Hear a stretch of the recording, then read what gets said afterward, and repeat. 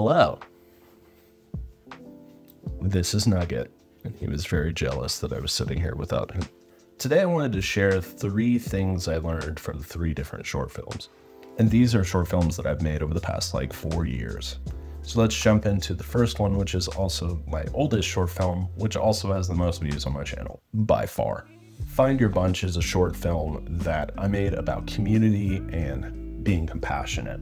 My wife and I actually wrote this together, and it was really cool because our whole process was basically what do we have and what can we do with it?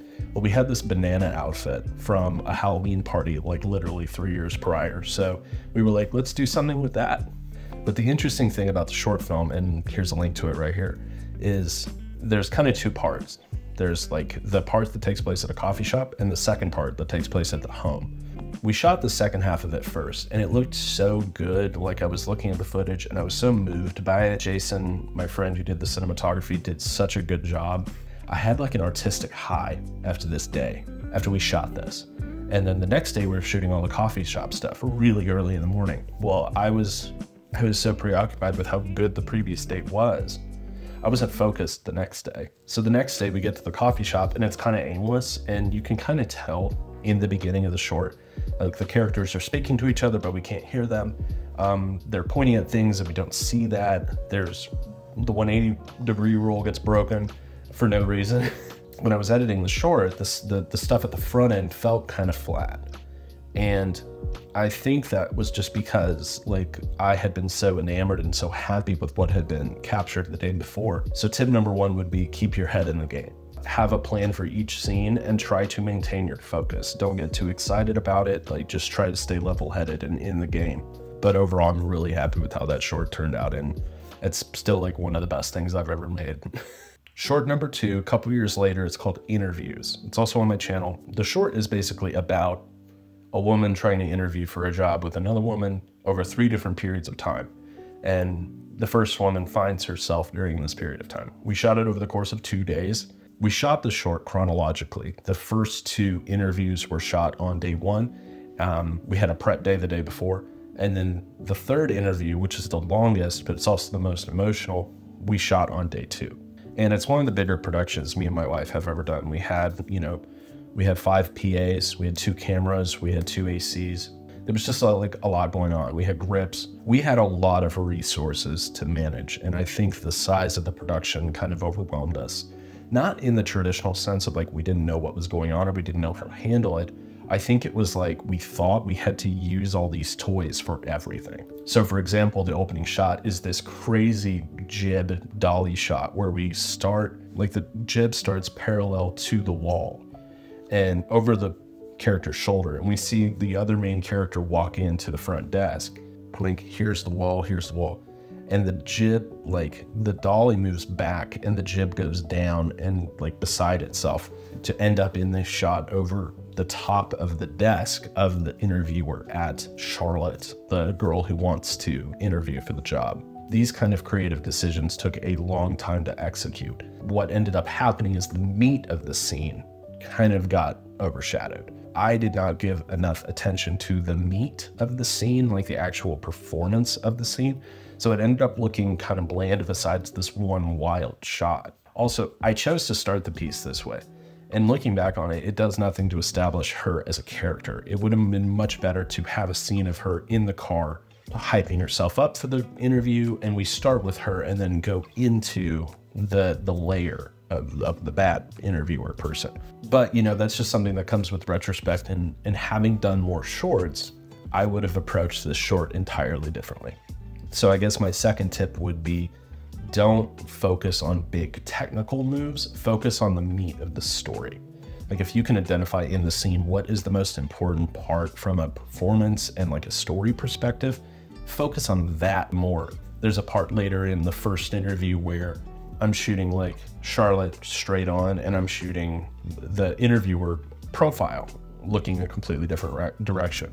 I like the shots, but they don't communicate the dynamic of the story. When in reality, what I needed was to shoot Charlotte over, downward across the interviewer, and then shoot the interviewer up because she's got all the power. That would have made a much more compelling frame, and it would have communicated to the audience who's in control. Interesting note though, when we shot the second day, which was entirely the third interview, we did this crazy dolly jib movement again, but it worked because the story was calling for it. Like there was this great moment of realization of like, oh, you've kind of lost everything. Like she's looking down at her now, and then she still chooses to sit down and meet her there. And that's the powerful part. I'll say this is my second tip. Give yourself time for the parts that matter. In reality, we could have probably shot that first interview scene that first day, the prep day, instead of trying to cram 2 scenes into one day. I think that's really where we faltered. Finally, for the third one, not always negative, but the third short is Digital Negative. It's a story about an influencer who gets a call on her phone from a perfect version of herself, and then that version of herself comes out of the phone to replace her. My third tip would be utilize in-camera techniques. This film was created for part of a challenge where we could only use 5 setups. Well, how do you have a conversation with a phone? We didn't want to do a bunch of VFX. We could only have 1 shot. So we decided to set the camera and film her having a conversation with herself, and had our actress Rachel, the normal version of her, act against the phone. Now the phone obviously wasn't playing anything. And then we had her go change costumes, and she became the perfect version of herself. We sat her in the same spot and recorded her performing into the phone. Then in post-production, we simply composited the 2 shots, like the same setup, 2 shots, so that she's having a conversation with herself. And it allowed us to do this slow push in, and it's a really great and gratifying moment. You know, the bad girl comes out of the phone. That's also done completely in camera. So we were able to make this thing with 5 shots, and it's got a little place in my heart. It's still kind of fun. Hi, Johnny.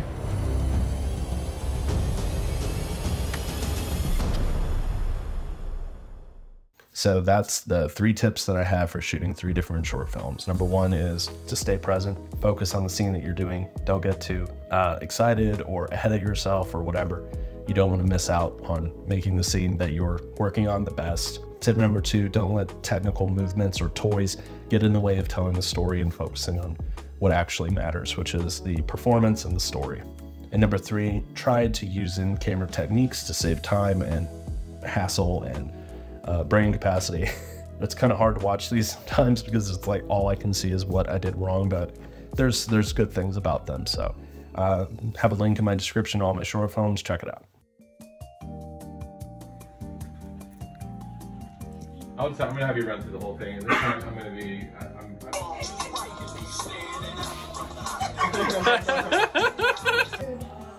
And my water bottle. You like veggie chips? And We got those, but they're they're coming. co-star. Also wheat thins, but those